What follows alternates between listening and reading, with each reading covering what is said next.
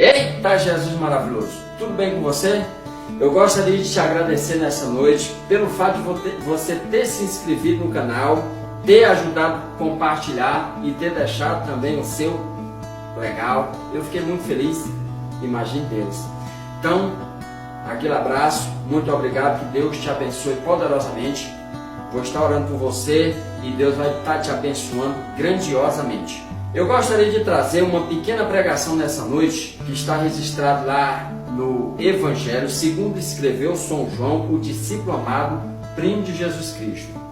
A história que ele escreveu no capítulo 11, narra a história de 3 grandes amigos de Jesus Cristo, que foi Maria, Marta e Lázaro. E está escrito lá o seguinte, sobre a enfermidade de Lázaro e a sua morte. E eu gostaria de trazer um título, Os Inimigos de Nossa Fé. E eu gostaria que você ficasse ligado para você saber quais são os principais inimigos de nossa fé. Aí você pode se perguntar, o diabo é um deles. Acertou. Mas você vai aprender nessa noite quais são outros inimigos que nós temos. E você vai saber como se livrar deles para que a sua fé não seja abalada em nenhum momento. Então, vem comigo e vamos meditar nessa história. Lázaro, ele estava doente, estava à beira da morte. E Jesus estava pregando ali por perto. E as irmãs de Lázaro mandaram avisar para Jesus que Lázaro estava à beira da morte. E Jesus manda uma mensagem de volta dizendo, essa enfermidade não é para a morte, e sim para a glória de Deus. E aquele rapaz que veio trazer uma notícia triste, cabisbaixo, ele volta agora com um sorrisão, dizendo o seguinte, olha, Jesus falou que essa enfermidade não é para a morte, mas é para a glória de Deus. Então fiquem tranquilos. E aí o que aconteceu? Ele chegou alegre, mas logo a sua alegria não deu em nada, porque Lázaro morreu. E aquele rapaz que levou aquele recado, creio eu, que ele ficou confuso. Quantas das vezes você também não ficou confuso, né?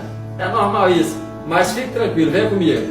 Aquele rapaz foi criticado e tal, porque ele falou que Jesus tinha dito que o Lázaro não ia morrer, e Lázaro morreu. Muita gente ficou falando muitas coisas, mas ele falou, olha, Jesus falou que ele não vai morrer, que essa enfermidade não é para a morte. Então fica tranquilo, meu querido. Deus falou, está falado. Se Deus falou que esse problema na sua vida não é para a morte, que esse câncer, que essa doença que você está padecendo não é para a morte, fica tranquilo que não é para a morte mesmo, e sim para a glória de Deus. Jesus, quando ele soube da notícia, a Bíblia fala nessa história que ele ficou mais 2 dias no local. E aí depois ele falou para os seus discípulos, vamos lá, porque o nosso amigo, ele está dormindo e eu preciso ir lá despertá-lo. Então os discípulos falaram, uai Senhor, se está dormindo, está a salvo. Só que Jesus falou mais claro, nosso amigo está morto e eu vou lá despertá-lo.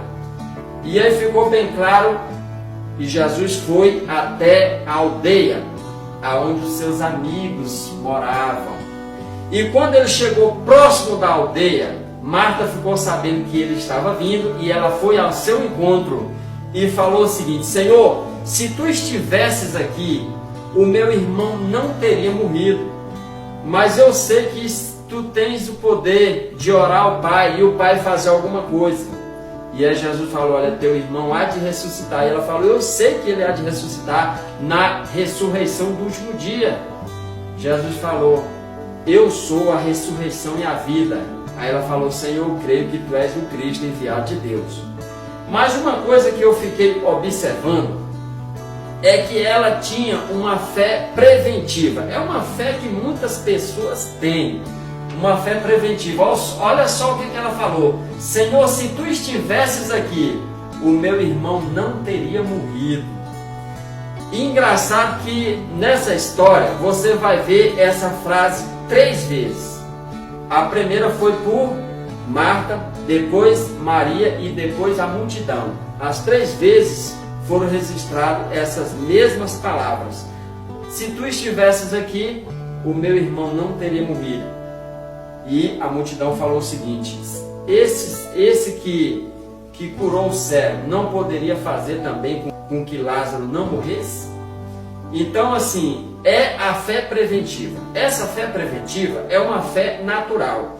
É aquela fé que você tem, que você vai pegar o ônibus, vai lá no centro, vai comprar umas roupas, vai comprar uns calçados legais e vai voltar para casa com saúde. É uma fé natural, é uma fé, portanto, que não tem poder de transformação em nossas vidas. É uma fé natural, uma fé preventiva. E a outra fé de Marta, se você observar, é uma fé escatológica. Ela acreditava que seu irmão haveria de ressuscitar na ressurreição dos últimos dias. Então essa é uma fé que muitos de nós temos.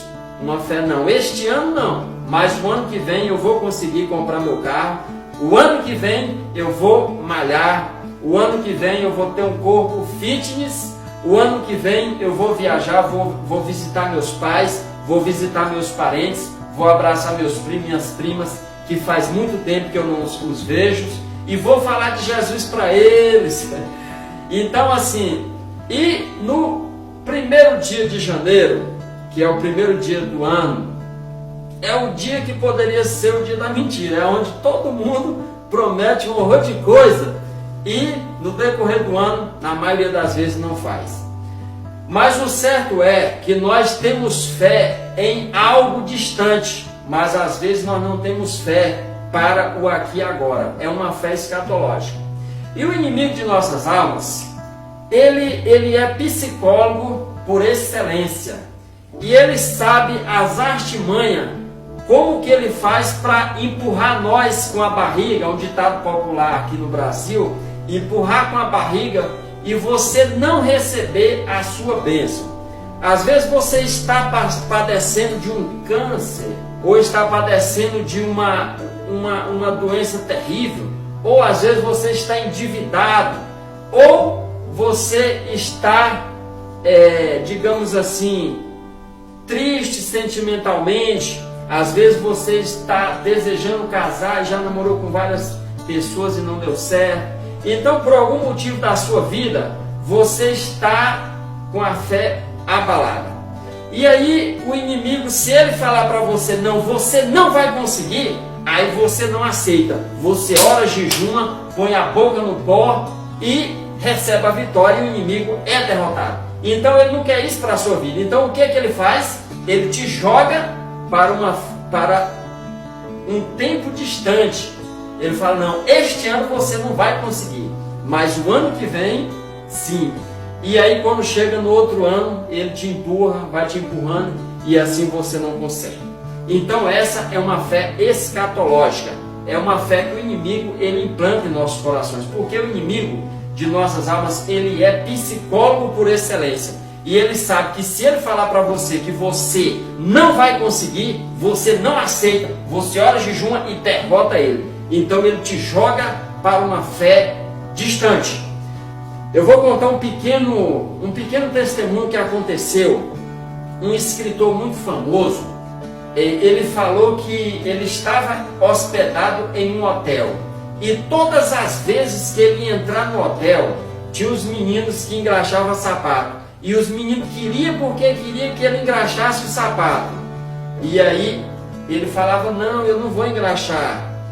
Aí os meninos não aceitavam não como resposta. E insistia até que ele engraxava o sapato. E aí ele conversando com o companheiro falou o seguinte, deixa comigo, você vai ver como que eu vou fazer. E aí eles entraram os dois.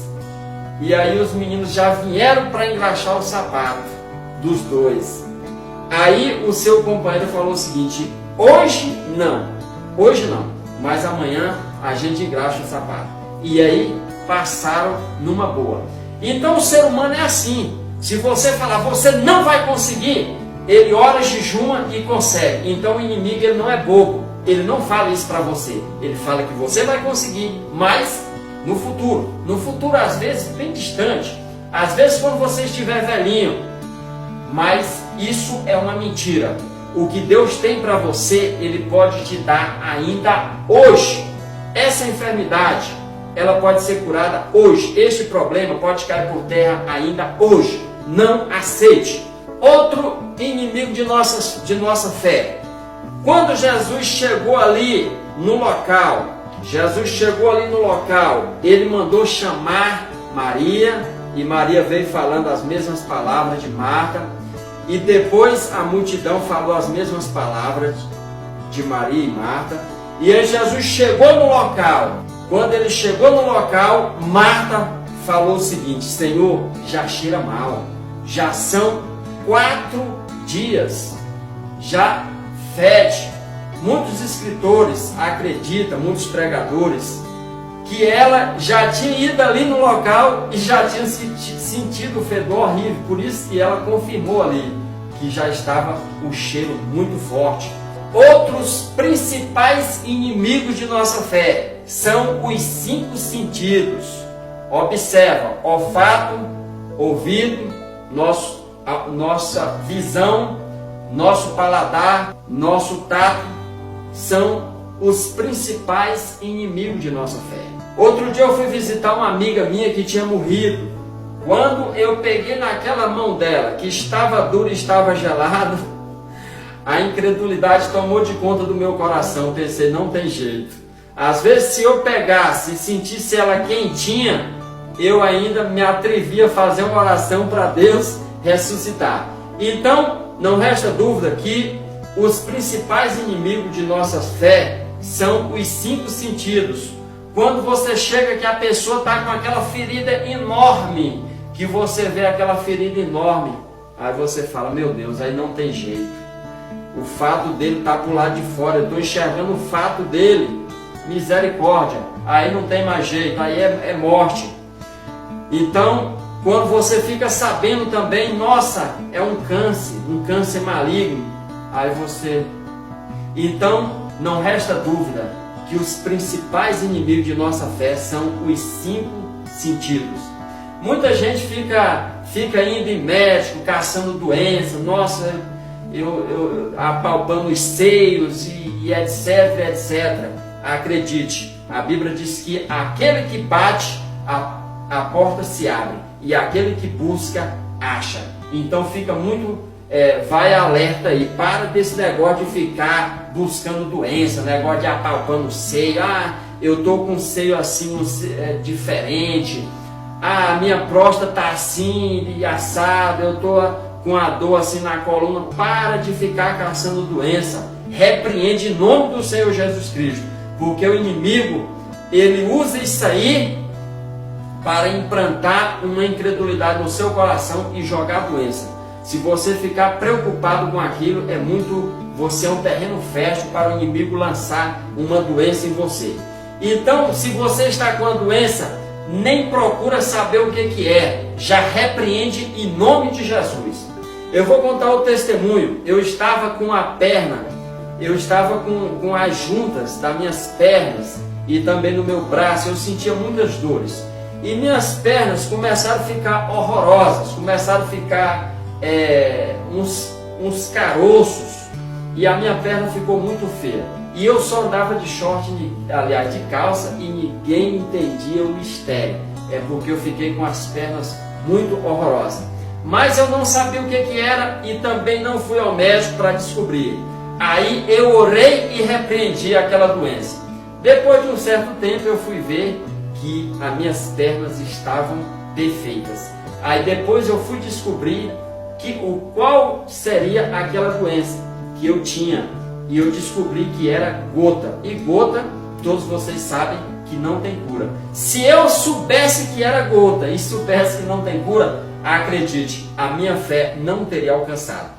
Então, vai a dica aí. Você sabe quais são agora os principais inimigos de nossa fé. Então, repreende e não aceite que os principais inimigos de nossa fé venham ter êxito em nossas vidas. Está doente? Nem procura saber. Ora e repreende em nome do Senhor Jesus. Outra coisa também que acontece para você alcançar a bênção é você nem procurar saber, já orar e repreender.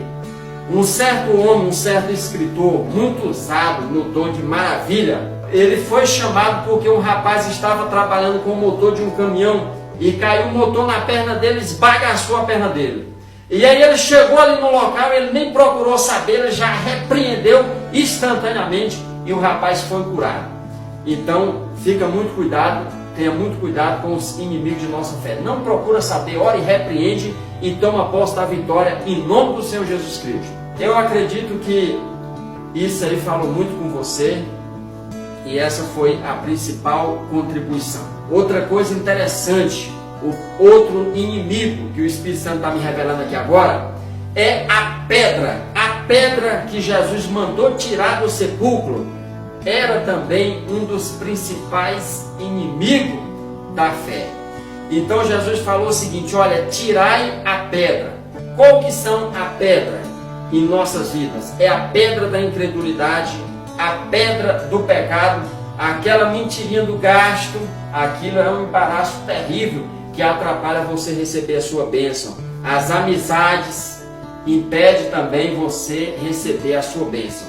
Então, fica ligado com esses inimigos aí, tira essa pedra, tira o embaraço da sua vida e deixa o caminho livre para Jesus trabalhar na sua vida.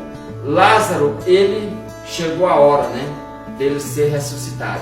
Então o que Jesus fez? Correu lá e falou: Lázaro, sai para fora? Não. Primeiro ele agradeceu. Uma coisa bastante interessante, quando você for receber a sua bênção, você agradece o Senhor e você vai ver que Deus, ele se sente na obrigação de te abençoar. Por quê? Porque você já tomou posse e já está agradecendo pela bênção. Foi o que Jesus fez. Ele agradeceu e depois ele foi lá e chamou Lázaro em alta voz, dizendo: Lázaro, sai para fora. E Lázaro saiu. Lázaro estava todo atado. E ele falou: olha, desatai-o e deixai-o ir. Então, está aí dado os macetes de Jesus Cristo. Toma posse aí, medite aí nesse capítulo. Eu não contei a história porque eu quero que você vá lá e estude o capítulo. E aí você vai tirar também essas conclusões na sua vida. E, eita, Jesus maravilhoso!